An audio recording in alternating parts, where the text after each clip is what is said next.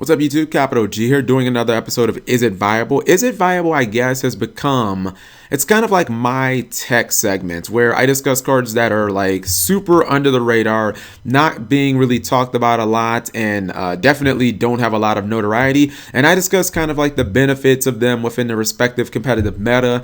And I guess it's at the end of the video for you guys to try and come to your own conclusions on how viable the card actually is and if it's viable at all. And again, I try and find situations where the card is not like super, I'm not trying to put cards in like super situational situations, because then it's just like it's not very practical to even debate that. All right, so the card that we're talking about is Knight Dragolich. This card came out in the new challengers. It's an ultra rare, but as you can see, it's been reprinted and it's pretty dirt cheap, even though the reprint is still an ultra rare. The card is not that old, but it's definitely not new either. And it's a worm monster, which is cool because you really don't see that many worms outside of Yang Zings. You don't really see that many dark worms either. The card has 1700 attack. It's level 4, 0 defense, worm, as we said before. The effect is the main reason you'd want to consider running this card. I wish it had a little more attack, but we'll get into that in a minute. It says change all non-worm type attack position monsters that were special summoned from the main or extra deck to defense position. All non-worm type monsters that were special summoned from the main or the extra deck lose defense equal to their original defense. So this guy is pretty easy to understand. If your opponent has a monster on the field that was special summoned from the main or the extra deck, or if they happen to special that monster after this guy is on the field, it goes into defense position and its defense becomes 0.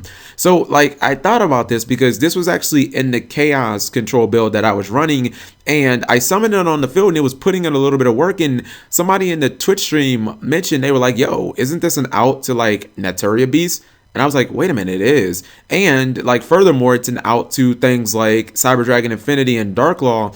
And this card does not activate. That's why it's an instant out to things like Cyber Dragon Infinity. I guess you could say it's a really good out to those problematic special summon monsters that people try and put on the field turn 1, like those really nice lockdown monsters that can just control their opponents. Outside of, I guess, Rafflesia, because, they summon that in defense mode already, even though its defense will be 0 because of this guy's effect that, again, does not activate. They could technically bottomless trap hole the Dragolich if they're running bottomless trap, or maybe they treacherous trap hole it or something like that if they have another monster on the field. But the fact that it puts anything that was special summoned from the extra deck in defense position and doesn't activate is really, really good, because a lot of these decks, if they lose their Cyber Infinity or if they lose their Dark Law or their Nat Beast, they're in a really, really bad spot. There are other cards that people like to summon turn 1. Sometimes they'll go like Ignister. That guy has 0 defense already, so this card would be able to run it over. Now, I think that this card will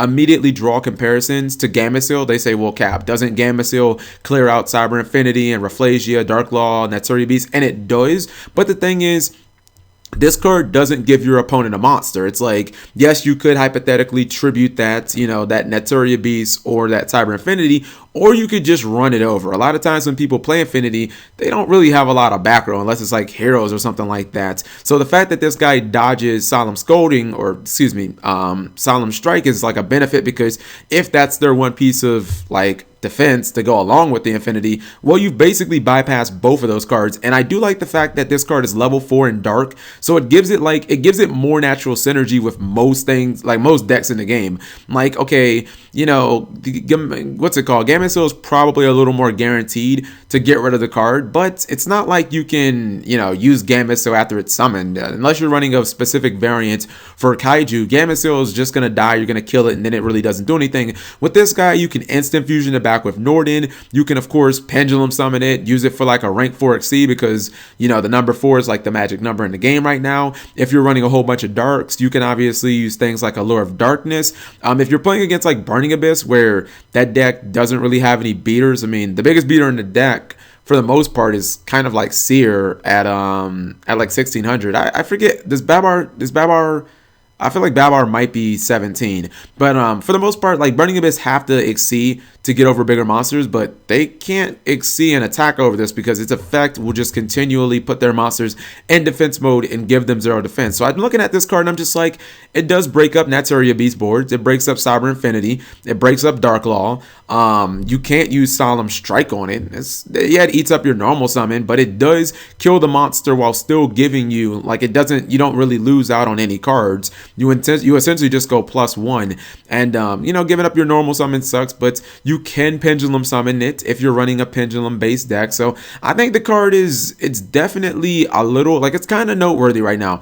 I mean, I wish that it would have, I wish that it made it so that the monster's effects can't be activated, because then it would, you know, it would work on like Rafflesia, and it'd work on, it would kind of be like a walking lose one turn at that point. But it may be a little too strong if they would have built something like that into it. So you guys let me know what you think. I just think that this is kind of like a cool card that people can use against these boards, because a lot of times people try and summon these and, you know, maybe put like one back row and try to just GG their opponent through this one monster, but this guy kind of answers all of them and it doesn't activate, so it's kind of nifty. So let me know what you guys think. Thank you for watching as always.